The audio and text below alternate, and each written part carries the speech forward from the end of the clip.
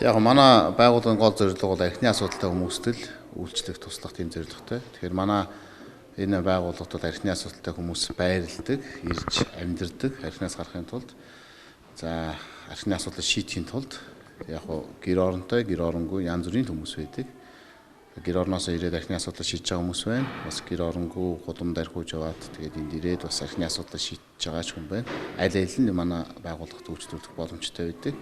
Ер нь яг манай байгууллагын гол зорилго бол бид нэг жил 6 сар бидэртэй хамт амьдраач гэсэн тийм санал тавьдаг. Тэгэхдээ албадын эмчилгээ биш учраас хүмүүс бол нэг сар болно уу, 2 сар болно уу, 6 сар за цаашдаа бүр жил 6 сар болоод энэ байгууллагын одоо цаашдаа ажилтан болоод ажиллаж байгаа хүмүүс ч байдаг. Тэгэхээр янз бүр тухайны өөрийнх нь л одоо сонголт байдаг та. Бидэл Монгол төвд амьдарч байгаа хүмүүсийн архинаас татгалзахад нөлөөлж байгаа нэг хүчин зүйл бол архигүй орчинд ажиллаж амьдарч байна. Бас тэд зүгээр суухгүй өөр тохирсон ажил үйлчлэлээ хийдгээ гэдгийг энэ төвд амьдарч байгаа ирчүүд гэрчилж байсан маа.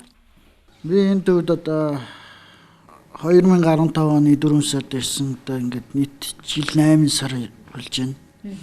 Бас эрэхтэй архины асуудалтай бас л тийм нэлээд бас архины хүнд асуудалтай л ирсэн дээ.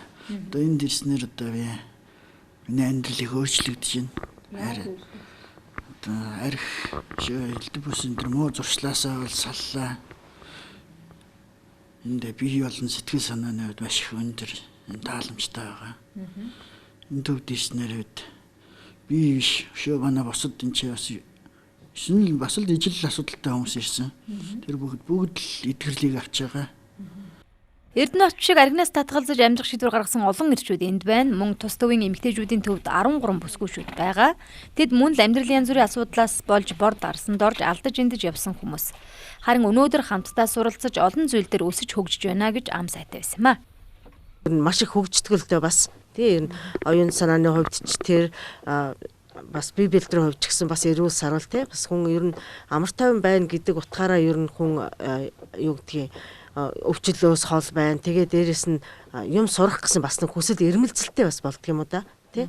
Тэр талаараа бас яаж юм тэгээд одоо нөгөө интернетээс бид нар бас ер нь янз бүрийн их санаа авдаг. Ер нь их зүйл бас хийж байна. Ер нь юм хийх тусмаа хүн өшөө бас илүү их юм хийхинсэн, өшөө илүү их зүйл сурахынсан гэсэн тийм хүсэл тэмүүлэлтэй болдго юм байна. Тэгээ би биедээ заагаад хамтдаа ингээд ажиллаад хөдөлмөрлөөд ингээд одоо бидний хийсэн бүтээлүүд гэхээр бас маш олон зүйлүүд байна. Тэгээд бид нар бас энэ бүтээлүүдээ бас зарж борлуулдаг тодорхой хэмжээгээр тийм.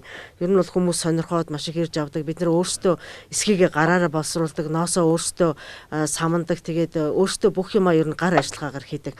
Тэгээд тийм ч учраас манай бүтээлүүд маш их чанартай бас болдог. Архинаас татгалзаж сайхан амьдрахыг хүсэж байгаа хинч Битэл Монгол төвд ирж болно гэж энэ төвийнхэн урьжсэн. Бас иргэдийн олонх нь хамт олон найз нөхдөөрөө нийлж дарвиж баяр наадам тэмдэглэлт өдрүүдийг архитан согтууш өнгөрүүлдэг. Хатуухан хэлэхэд энэ хандлага олон хүмүүсийг архинд орж амьдралаа алдахад нөлөөлдөг гэдгийг Битэл Монгол төвд амьдарч байгаа цөөнгүй хүмүүс хэлж байсныг лайт дамжууллаа. Битэл Монгол төвөөс лайт мэдээллээ.